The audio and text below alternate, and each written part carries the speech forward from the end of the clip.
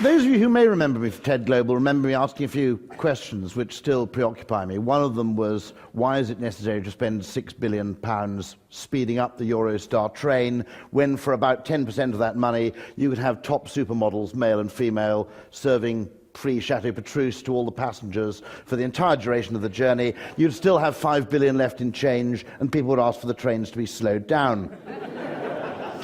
And you may remember me asking the question as well, very interesting observation, that actually those strange little signs that actually flash 35 at you, occasionally accompanying it with a little smiley face or a frown, according to whether you're within or outside the speed limit, those are actually more effective at preventing road accidents than speed cameras, which come with the actual threat of real punishment.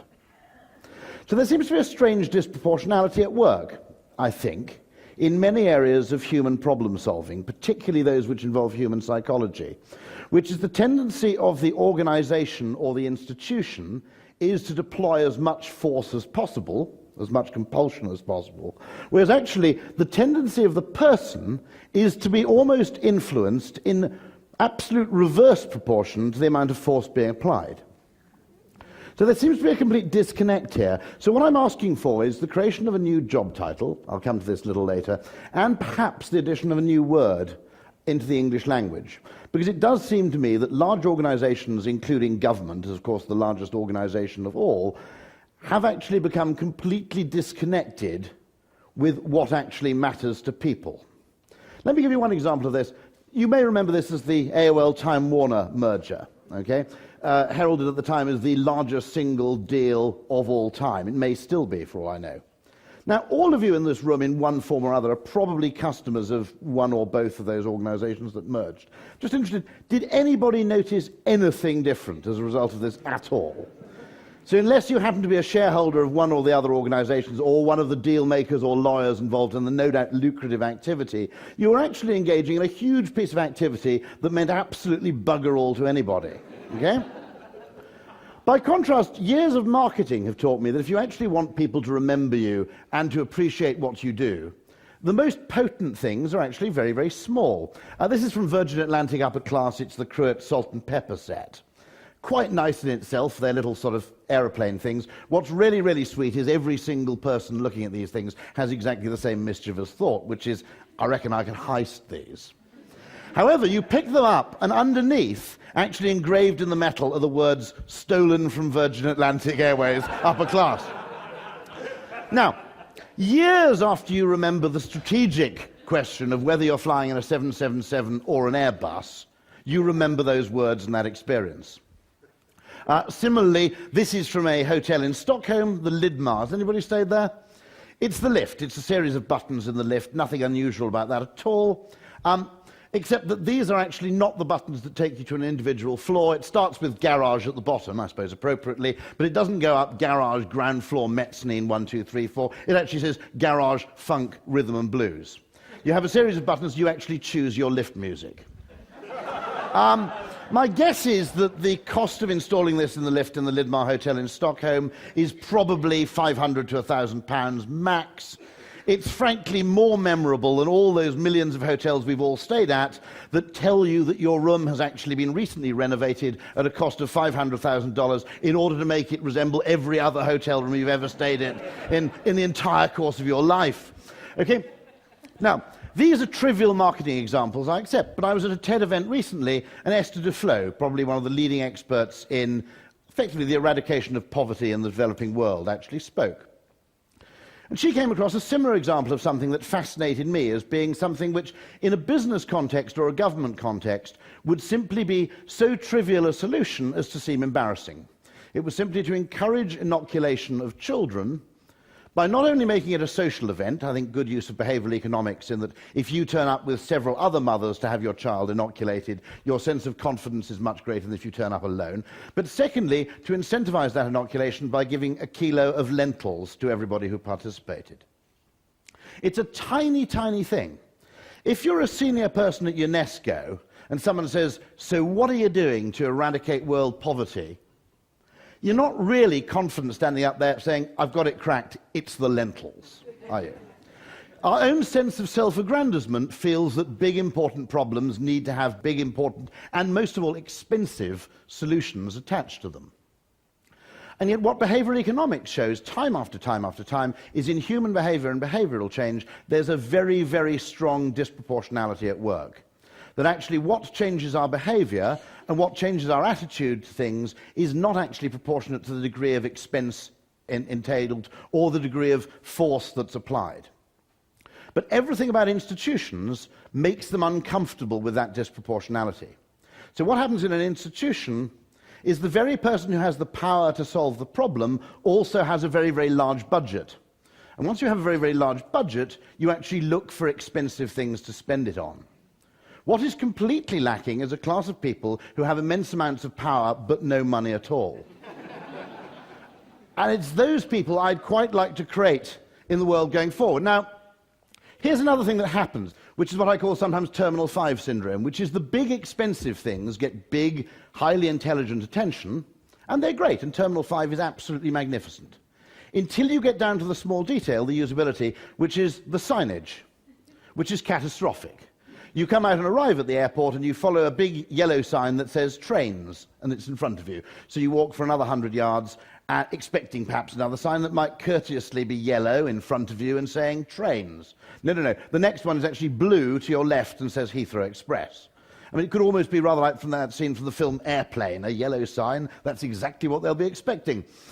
And so what happens in the world increasingly... Now, all credit to the British Airports Authority. I spoke about this before, and a brilliant person got in touch with me and said, OK, what can you do? So I did come up with 5 suggestions, which they are actually actioning. One of them also being, although logically it's quite a good idea to have a lift with no up and down button in it, if it only serves 2 floors, it's actually bloody terrifying, OK? Because when the door closes and there's nothing for you to do, you've actually just stepped into a Hammer film. So these questions, what is happening in the world is the big stuff actually is done magnificently well. But the small stuff, what you might call the user interface, is done spectacularly badly. But also, there seems to be a complete sort of gridlock in terms of solving these small solutions, because the people who can actually solve them actually are too powerful and too preoccupied with something they think of as strategy to actually solve them. I tried this exercise recently talking about banking. They said, can we do an advertising campaign? What can we do to encourage more online banking? I said, it's really, really easy. I said, when people log into their online bank, there are lots and lots of things they'd probably quite like to look at. The last thing in the world you ever want to see is your balance, okay? I've got friends who actually never use their own bank cash machines because there's the risk that it might display their balance on the screen. Why would you willingly expose yourself to bad news? Okay? You simply wouldn't. I said, if you make actually tell me my balance, if you make that an option rather than the default, you will find twice as many people log on to online banking, and they do it 3 times as often. Let's face it, most of us, how many of you actually check your balance before you remove cash from a cash machine? And you're pretty rich, I mean, by the standards of the world at large. Now, interesting that no single person does that, or at least can admit to being so anal as to do it. Now, but what's interesting about that suggestion was that to implement that suggestion wouldn't cost £10 million, it wouldn't involve a large amount of expenditure, it would actually cost about 50 quid. And yet it never happens. Because there's a fundamental disconnect, as I said, that actually the people with the power want to do big, expensive things. And there's, to some extent, a big strategy myth that's prevalent in business now. And if you think about it, it's very, very important that the strategy myth is maintained, because if the board of directors convince everybody that the success of any organization is almost entirely dependent on decisions made by the board of directors, it makes the disparity in salaries slightly more justifiable than if you actually acknowledge that quite a lot of the credit for a company's success might actually lie somewhere else, in small pieces of tactical activity. But what is happening is that effectively, and the invention of the spreadsheet hasn't helped this, lots of things haven't helped this, business and government suffers from a kind of physics envy. It wants the world to be the kind of place where the input and the change are proportionate. It's a kind of mechanistic world that we'd all love to live in, where, you know, effectively it sits very nicely on spreadsheets, everything's numerically expressible, and the amount you spend on something is proportionate to the scale of your success. That's the world that people actually want. In truth, we do live in a world that science can understand. Unfortunately, the science is probably closer to being climatology. in that in many cases very, very small changes can have disproportionately huge effects, and equally vast areas of activity, enormous mergers, can actually accomplish absolutely bugger all. But it's very, very uncomfortable for us to actually acknowledge that we're living in such a world. But what I'm saying is we could just make things a little bit better for ourselves if we looked at it in this very simple four-way approach. That is actually strategy, and I'm not denying that strategy has a role. You know, there are cases where you spend quite a lot of money and you accomplish quite a lot, and I'd be wrong to diss that completely. Moving over, we come, of course, to consultancy. I thought it was very, very indecent of Accenture to ditch Tiger Woods in such a sort of hurried and hasty way. I mean, Tiger surely was actually obeying the Accenture model. He developed an interesting outsourcing model for sexual services, no longer tied to a single monopoly provider, in many cases sourcing things locally. And, of course, the ability to have between 1 and 3 girls delivered at any time led for better load balancing. So what Accenture suddenly found so unattractive that, I'm not sure. Then there are other things that don't cost much and achieve absolutely nothing. That's called trivia. But there's a fourth thing. And the fundamental problem is we don't actually have a word for this stuff. We don't know what to call it.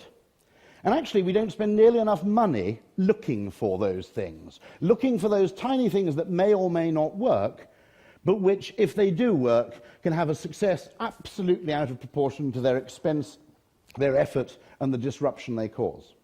So the first thing I'd like, as a competition to anybody watching this as a film, is to come up with a name for that stuff on the bottom right.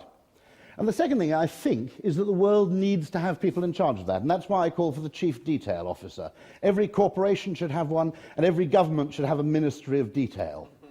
The people who actually have no money, who have no extravagant budget, but who realize that actually you might achieve, greater success in uptake of a government program by actually doubling the level of benefits you pay, but you'll probably achieve exactly that same effect simply by redesigning the form and writing it in comprehensible English.